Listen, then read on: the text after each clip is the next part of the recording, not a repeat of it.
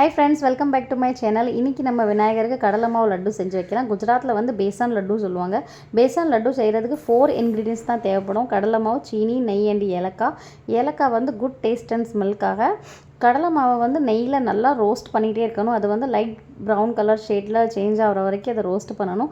அது நல்லா ரோஸ்ட் ஆகிட்டா நம்மளுக்கு அதை ஸ்மெல்லை வச்சே தெரிஞ்சிடும்। சீனியை நல்லா பவுடராக கிரைண்ட் பண்ணிவிட்டு அதை கொஞ்சம் கொஞ்சமாக அதுக்குள்ளே ஆட் பண்ணி இந்த டெக்ஸ்சருக்கு கொண்டு வரணும்। அதுக்கப்புறம் கூல் பண்ணிவிட்டு நம்ம வந்து லட்டு பண்ணிட வேண்டிதான்। ஒரு டேஸ்டான ஒரு சூப்பரான லட்டு வந்து ரெடி ஆகிட்டு வாங்க நம்ம சாமி கும்பிடலாம்।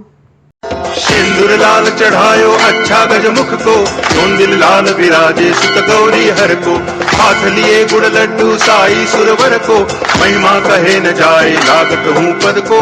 जय देव जय देव जय जय जी गणराज विद्या सुखदाता, धन्य तुम्हारो दर्शन मेरा मन रमता। जय देव जय देव जय देव जय